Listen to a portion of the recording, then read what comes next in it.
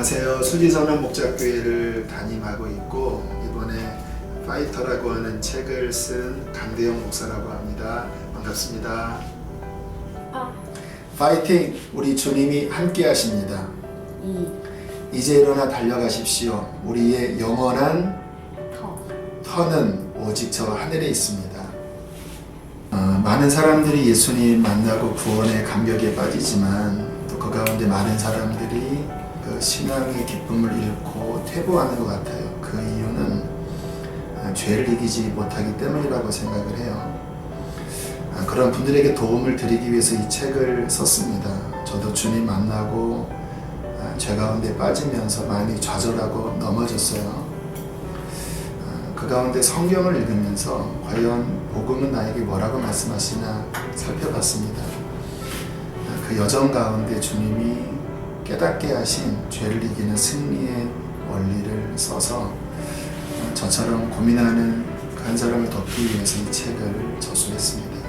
구원이란 죄 가운데 살다가 죄를 회개하고 이제 예수님을 주인으로 삼아 그에게 순종하는 상태에 거하는 거예요. 이것은 과거에 그렇게 회개했다더라가 아니라 지금도 그 회개한 상태를 유지하고 예수님이 나의 삶의 주인된 상태를 유지하고 또 예수님의 말씀에 순종하는 상태를 유지해야 그것이 구원의 길이거든요. 그러나 이것을 방해하는 수많은 요소들이 있지요. 사탄이 거듭난 사람들이 주님의 주인된 자리에 살도록 내버려 두지 않고 또 세상에 나아가면 득실거리는 수많은 죄의 유혹들이 있고 무엇보다 나의 육신은 그것들을 갈망해요. 그러한 공격 속에서 우리가 침체되거든요. 그런데 그렇게 침체됐을 때 내가 이 상태에 살면 주님과의 관계가 이렇게 멀어져 있으면 나는 구원의 길을 걸어가는 자가 아니구나 라고 하는 인식이 분명해야 우리는 회복으로 나아갈 수 있거든요. 그런데 그 인식이 약한 게 결정적인 문제라고 생각을 해요. 우리 안에 이 인식이 있다면 우리는 날마다 은혜를 유지하기 위하여 죄와 싸울 거예요. 육신의 연약함과 싸우고 무엇보다 사탄과 싸우게 될 거예요. 물론 이 싸움은 우리의 힘만으로는 결코 이길 수 없는 싸움이지요. 예수님께서 십자가와 부활로 이길 수 있는 모든 자원을 마련하셨어요. 그러나 수동적으로 가만히 있는다고 이기는 것이 아니라 지금도 예수가 주 되심을 인정하기 위하여 또 그분 안에 거하기 위하여 날마다 치열하게 싸우는 자에게 하나님은 그가 예비하신 승리의 은혜를 베풀어 주신다고 생각을 해요. 20대 때부터 사역하면서 제 주변에 하나님을 만났던 수많은 사람들이 그것을 유지하지 못하고 다시 세상으로 나아가고 죄의 나락에 떨어진 많은 사람들을 봤어요. 저에게는 아픔이에요. 왜 그들이 은혜를 잃어버렸을까 생각을 하니까 두 가지 이유가 있더라고요. 하나는 그 죄의 자리에 있는 것에 대하여 타협하더라고요. 그래도 나는 구원받았으니까. 그러나 신앙은 현재형이거든요. 은혜를 유지하는 길은 죄와 싸우고 그리고 계속 구원의 상태의 그 길을 유지하는 것이라고 생각해요. 저도 20대 때 주님을 만나고 하나님 뜻대로 살려고 무척 애를 쓰다가 많이 넘어졌거든요. 그때 저는 복음을 묵상했어요. 복음의 핵심은 그의 백성을 죄에서 건지는 거거든요. 이것은 나중에 죽어서 천국 가는 것만 의미하는 것이 아니라 지금 있는 자리에서 죄에서 건지는 거예요. 성경을 보면서 복음 안에 담긴 죄를 이기게 하는 능력을 살펴봤어요. 그리고 이 책 안에 그때 깨닫게 하신 내용들을 담아놨는데 죄에 넘어진 자들에게 제가 권면드리고 싶은 것은 성경 안에서 복음을 깊이 발견하라고 말씀을 드리고 싶어요.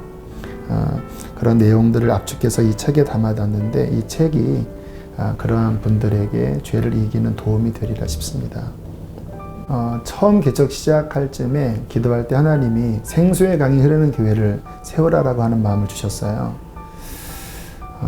놀랍게 첫 예배 때부터 하나님이 생수의 강이 흐르는 은혜를 주셨어요. 물론 개척하면서 힘들 때, 또 권고할 때, 어려울 때가 많이 있었는데 생수의 강이 흐르니까 어려움이 이겨지더라고요.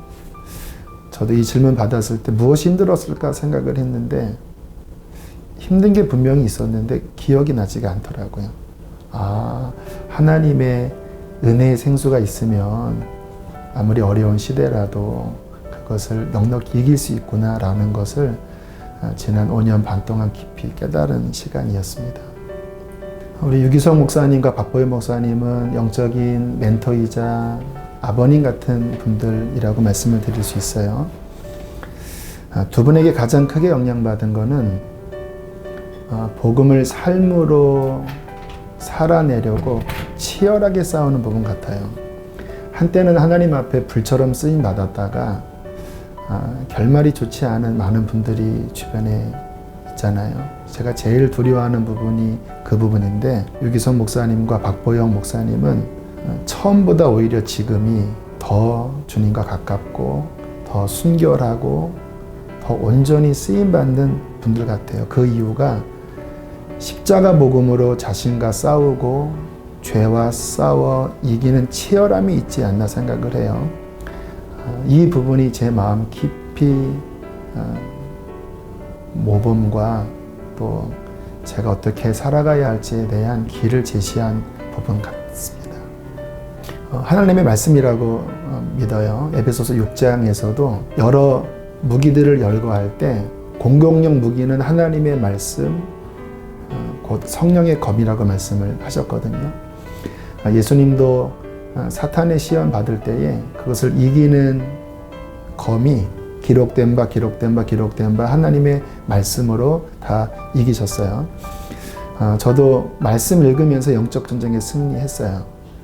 사탄의 공격이 올 때, 또는 죄에 넘어졌을 때, 영적인 고갈이 찾아왔을 때, 또는 이러한 일들을 어떻게 내가 극복해 나갈지 고민하고 있을 때 하나님의 말씀이 답이더라고요. 저는 지금도 하나님 말씀을 읽으면서 하나님의 양식을 공급받고 사탄의 시험을 이길 지혜를 얻고요. 또 하나님의 말씀으로 나의 자리에서 그 다음으로 넘어가는 힘을 얻어요. 저는 성도님들에게 자주 하는 권면이 승리하려면 하나님의 말씀을 한 절 또는 몇 장을 읽는 게 아니라 충만하게 읽으라고 말씀을 드려요. 성경을 읽을 때 처음에 성경을 읽으면 내가 성경을 읽거든요. 그러나 말씀 가운데 충만하게 빠지면 성경이 나를 읽더라고요. 말씀이 차고 넘치면 그 말씀의 능력으로 사탄도 이기고 시험도 이기고 나 자신도 이기게 돼요.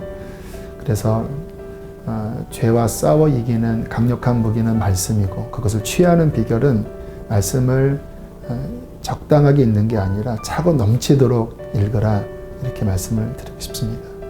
참 어려운 시절이 되었다고 생각해요. 또 앞으로 다가오는 시절은 더 어둡고 힘든 영적 전쟁이 있는 시절이 될 거예요.